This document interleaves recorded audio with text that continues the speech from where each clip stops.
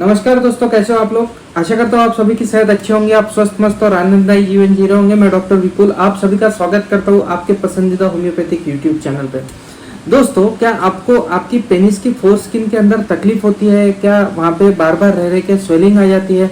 क्या वहाँ पे रह रहे के बार बार इन्फेक्शन होता है? उस स्किन को यदि आप पीछे करते हो तो वहाँ पे दर्द होता है, वहाँ पे कट्स आ जाते हैं, इस तरह के लक्षण यदि देखने को मिलते हैं, या कई बार वहाँ से हमको स्मेल आने वाला तरल पदार्थ स्त्राव देखने को मिलता है, क्या ये सभी लक्षण आपको देखने को मिलते हैं? यदि देखने को मिलते हैं तो आज का वीडियो आप इसी टॉपिक के ऊपर है। इस कंडीशन को हम कहते हैं बेलानाइटिस।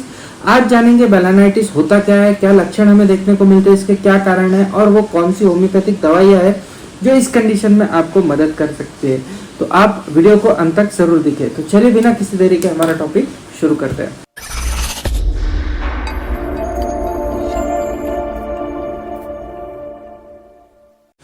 दोस्तों, बेलानाइटिस एक पुरुषों की समस्या है। पुरुषों की इसीलिए क्योंकि ये पेनिस के अंदर होती है, उनके लिंग के अंदर होती है। यहाँ पे हमें उनके लिंग के आगे का जो हिस्सा होता है, सामने का जो हिस्सा होता है, फोर स्किन जिसे हम कहते हैं, वहाँ पे स्वेलिंग देखने को मिलती है। जो ग्लैंड्स होता है, सामने का टिप जो होता है लिंग का, उसे हम ग्लैंड्स कहते हैं। और यहाँ पे यदि आपको स्वेलिंग देखने को मिलती है, सूजन देखने को मिलती है, लालपन देखने को मिलता है, तो इस कंडीशन को हम बेलानाइटिस कह के बुलाते हैं। दोस्तों, आगे बढ़ने से पहले आप सभी से एक शॉर्ट अनुरोध रहेगा कि प्लीज चैनल को लाइक, शेयर और सब्सक्राइब कीजिए। चलिए हमारा टॉपिक आगे बढ़ाते हैं।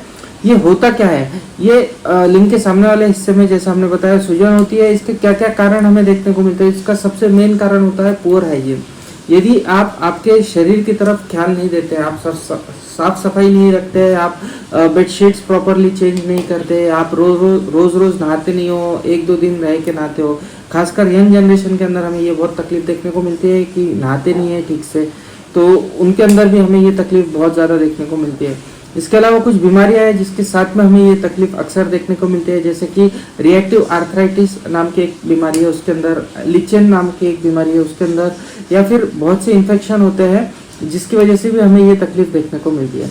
दोस्तों, ये समस्या ऐसे लोगों के अंदर भी हमें ज़्यादातर देखने को मिलती है जो कि बहुत हार्श सोप यूज़ करते हैं। हार्श सोप यानी बहुत ही ज़्यादा स्ट्रॉन्ग सोप, जिसे हम कहेंगे बहुत ही ज़्यादा स्मेल वाला, खुशबूदार, चटक जो साबुन होता है, इस तरह का साबुन यदि कोई यूज़ करता है तो इस वजह से भी हमें ये तकलीफ होती हुई देखने को मिलती है।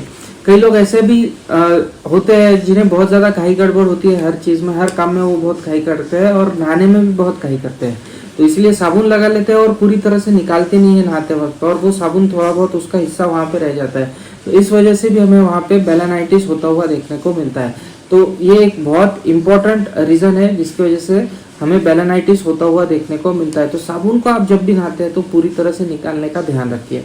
इसके अलावा अनकंट्रोल्ड डायबिटीज यदि किसी के है, मधुमेह की समस्या किसी को है और वो कंट्रोल में नहीं आ रही है, तो ऐसे लोगों के अंदर भी हमें बेलानाइटिस अक्सर होता हुआ देखने को मिलता है। और साथ ही साथ कोई सेक्सुअली ट्रांसमिटेड डिजीज यदि है, जैसे कि सिफिलिस है, गोनोरिया है, ट्राइकोमोनास है, इस तरह की कोई यदि समस्या है जो सेक्सुअली ट्रांसमिट हुई है, तो इसके साथ में भी हमें बेलानाइटिस अक्सर देखने को मिलता है। इसके अलावा यदि किसी को लीवर की सिरोसिस की समस्या है, लीवर की समस्या है, और किसी को मोटापा है, तो ऐसे लोगों के अंदर भी इसके प्रमाण हमें ज़्यादा देखने को मिले हैं। तो ये थे रीज़न के बारे में। अब लक्षण क्या क्या हमें देखने को मिलता है? तो लक्षण खासकर हमें देखने को मिलता है कि जो सामने की स्किन होती है, फोर स्किन जो होती है लिंग की, वो हमें लाल होती हुई देखने को मिलती है। उसके अंदर बहुत ज़्यादा लालपन देखने को मिलता है। कई बार इसके साथ में हमें धारियाँ भी देखने को मिलती है, जिसे हम रैशेस कहेंगे, उसके ऊपर धारियाँ भी अपीयर होती हुई देखने को मिलती है।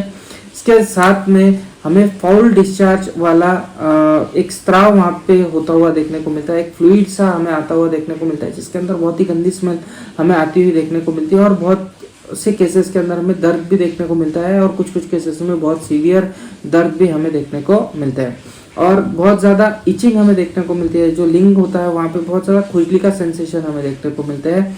और साथ ही साथ पेशाब जब भी करता है रोगी, तो पेशाब के अंदर हमें जलन होती हुई देखने को मिलती है। तो ये सभी लक्षण हमें बेलानाइटिस के रोगी के अंदर हमें देखने को मिलती है। अब होता क्या है, जब बेलानाइटिस होता है तो जो लिंग का सामने का हिस्सा है वहाँ पे हमें स्वेलिंग होती हुई देखने को मिलती है, और ये जो स्वेलिंग होती है ये कई बार यूरेथ्रा को, जो हमारा मूत्र मार्ग है, उसे ऑब्स्ट्रक्ट कर देती है। तो कई बार इसकी वजह से हमें पेशाब में के अंदर तकलीफ भी रोगी के अंदर होती हुई देखने को मिलती है। इस समस्या का एलोपैथी में कोई खास इलाज नहीं है। एंटीबायोटिक और पेन किलर और एंटी इन्फ्लेमेटरी मेडिसिन देते हैं, लेकिन उतना पूरता ही आराम होता है और रह रह के फिर से तकलीफ हमें एलोपैथी के अंदर इसके अंदर हमें होती हुई देखने को मिलती है। इसके होम्योपैथी में बहुत ही अच्छे और इफेक्टिव रिजल्ट्स हमें देखने को मिलते हैं। कई लोगों को बहुत ज़्यादा परेशानी होती है, कई सालों से रह रहे के एंटीबायोटिक्स खा खा के बहुत ज़्यादा परेशान हो जाते हैं और उन्हें और दूसरी समस्या इसकी वजह से शुरू हो जाती है। तो आप लोग ज़रूर होम्योपैथी को ट्राई कीजिए। होम्योपैथिक दवाइयों से आपको बहुत अच्छी तरह से रिजल्ट इस कंडीशन में देखने को मिलेंगे। चलिए बात करते हैं इसको प्रिवेंट करने के लिए क्या कर सकते हैं, ये तकलीफ ही हमें ना हो इसके लिए हमें कौन से रख रखाव या कौन से चेंजेस हमारे लाइफस्टाइल में लाना चाहिए। तो ये बहुत ही सिंपल है। जैसा कि आपने बताया, हाइजीनिक कंडीशन हमें मेंटेन करना है, रोज नहाना है, बेडशीट्स प्रॉपरली चेंज करना है, गंदगी में आसपास में बहुत ज़्यादा गंदगी है ऐसे वातावरण में नहीं रहना है। इसके अलावा आपको साबुन निकालना है। जब भी नहाते हैं थोड़ा सा शांति से, शरीर के ऊपर कोई हिस्से में साबुन नहीं रही है, इस चीज़ का ज़्यादा ध्यान रखिए। साथ ही साथ बहुत ज़्यादा स्ट्रांग सोप मत यूज़ कीजिए, बहुत ही ज़्यादा चटक सोप जिसके अंदर बहुत ज़्यादा झाग हो, बहुत ज़्यादा स्मेल हो, ऐसी साबुनें आप इस्तेमाल मत कीजिए। इसके कई बार हमें इस तरह के साइड इफ़ेक्ट्स देखने को मिल जाते हैं। अब क्या होता है कि कई लोग इस समस्या के अंदर बहुत से पाउडर और परफ्यूम यूज़ करना चालू कर देते हैं और वहाँ पे लगाना शुरू कर देते हैं कि स्मेल ना आए। तो पाउडर और परफ्यूम आप बिल्कुल मत लगाइए ये कंडीशन यदि है तो, क्योंकि ये अगर आप पाउडर परफ्यूम लगाएंगे तो उससे ज़्यादा तकलीफ हमें बढ़ती हुई देखने को मिलती है। तो ये सभी चीज़ों से हमें बचना है। साथ ही साथ गुनगुने पानी से उस एरिया को आप साफ करें तो आपको रिजल्ट थोड़े जल्दी मिलते हैं। तो आप जब भी इसकी ट्रीटमेंट कराते हैं तो मैंने जो प्रिवेंटिव मेजर्स बताया उसे ज़रूर फॉलो कीजिए। यदि आप वो फॉलो नहीं करेंगे तो आपको आराम नहीं होगा। मैंने कई पेशेंट्स ऐसे देखे हैं जो डॉक्टर से इलाज लेते हैं और उन्हें थोड़ा बहुत आराम हो जाता है तो जो भी प्रिकॉशन डॉक्टर बोलता है वो छोड़ देते हैं और उनकी मर्जी में जैसा है वैसा वो बिहेव करते हैं। तो आप ऐसा यदि आपका बिहेवियर होगा तो आपकी समस्या, आपकी जो मेन तकलीफ है वो आपकी कभी ज़िंदगी में नहीं ठीक हो सकती है। आप यदि चाहते हैं कि आपको ऐसी कोई समस्या ना हो तो आपको जो डॉक्टर प्रिवेंशन प्रिकॉशंस बताता है तो उन्हें ज़रूर फॉलो कीजिए। अब बात करते हैं इसकी होम्योपैथिक ट्रीटमेंट की। ये कंडीशन ऐसी कंडीशन होती है जो 100% होम्योपैथिक दवा से ठीक होती है। तो आप ज़रूर होम्योपैथिक इसके लिए ट्राई कीजिए। आप चाहो तो आपके नज़दीकी किसी होम्योपैथिक अच्छे होम्योपैथिक डॉक्टर को दिखाइए और उनका कंसल्टेशन लीजिए। उनकी दवाई से आपको बहुत जल्दी आराम होता हुआ देखने को मिलेगा। आप चाहो तो मुझसे भी ऑनलाइन कंसल्टेशन ले सकते हो। मेरा व्हाट्सएप नंबर यहाँ पे फ्लैश हुआ होगा, आप व्हाट्सएप पे कांटेक्ट कीजिए और आप पेड ऑनलाइन कंसल्टेशन मेरी भी ले सकते हो। अब होम्योपैथिक ट्रीटमेंट इसके लिए क्या आती है, तो होम्योपैथी में कई सारी दवाइयाँ हैं और होम्योपैथिक जो दवाइयाँ हैं वो इंडिविजुअलाइज सिम्टम्स को देख के हम देते हैं।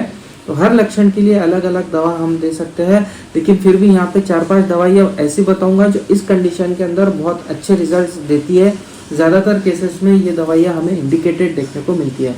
सबसे पहले जो दवा है जो ऐसी कंडीशन में इंडिकेटेड है वो है नाइट्रिक एसिड 30। नाइट्रिक एसिड 30 ऐसे लोगों के अंदर जहाँ पे क्रैक्स पड़ गए हो, हमें विजिबल क्रैक्स देखने को मिल रहे हो और ये क्रैक यदि जल्दी हील नहीं हो रहे हो, बहुत तकलीफ दे रहे हो, एंटीबायोटिक खाने के बाद में भी क्रैक नहीं बैठ रहे, ऐसी यदि समस्या हमें देखने को मिलती है तो नाइट्रिक एसिड 30 के 2-2 बूंद आप सुबह शाम ले सकते हो। इसके अलावा हम थुजा ये दवा दे सकते हैं यदि सेक्सुअली ट्रांसमिटेड डिजीज़ है और उसके साथ में बेलानाइटिस हुआ है तो ऐसे रोगियों के अंदर हम थुजा 30 ये दवा देते हैं। इसकी भी 2-2 बूंद हमें सुबह शाम लेना चाहिए। इसके अलावा यदि वहाँ पे बहुत ज़्यादा स्वेलिंग है, जलन है, पेन है, रेडनेस है, ये लक्षण यदि देखने को मिल रहे हैं तो 2 दवाइयाँ हम कॉम्बिनेशन में अक्सर देते हैं जिसके बहुत अच्छे रिजल्ट्स देखने को मिलते हैं। वो है एपिस्मेल 200 और मर्कसॉल 200। एपिस्मेलिफिका 200 और मर्कसॉल 200 को आपको इक्वल क्वांटिटी में मिला लेना है, मिक्स कर लेना है और इसकी 4-4 बूंदे सुबह शाम आपको लेना है, या आप चाहो तो इन दोनों की 2-2 बूंदे अलग से भी ले सकते हो। तो ये कुछ 4-5 दवाइयाँ मैंने यहाँ डिस्कस की जो ज़्यादातर केसेस के अंदर बेलानाइटिस के बहुत अच्छे रिजल्ट्स देती है। तो ये ज़्यादातर केसेस में ठीक होंगी, लेकिन अगर आपके लक्षण आपको दूसरे देखने को मिलते हैं, कुछ अलग हटके देखने को मिलते हैं तो हो सकता है इसके अलावा भी कोई दूसरी दवा आपके लिए इंडिकेटेड हो सकती है। तो ये था आज का टॉपिक बेलानाइटिस के बारे में। आशा करता हूँ ये जो मैंने आपको टॉपिक बताया, ये जो आज हमने डिस्कशन किया, ये वीडियो आपको पसंद आया होगा। यदि पसंद आया तो आगे ज़रूर शेयर कीजिए, आगे ज़्यादा से ज़्यादा लोगों तक इस बीमारी के बारे में, इसकी चिकित्सा के बारे में जागरूकता फैलाइए। साथ ही साथ यदि आपने मेरे चैनल को अभी तक सब्सक्राइब नहीं किया है तो प्लीज़ सब्सक्राइब कर दीजिए। एक बार तो ये कहना ही पड़ता है, आज 2 बार कह दिया। चलिए ठीक है, मिलते हैं इसी तरह का कोई इंटरेस्टिंग सा वीडियो लेके अगले हफ्ते आपके सामने फिर से हाजिर होऊंगा। तब तक के लिए आप सभी की इजाज़त चाहूँगा। जय हिंद, जय भारत।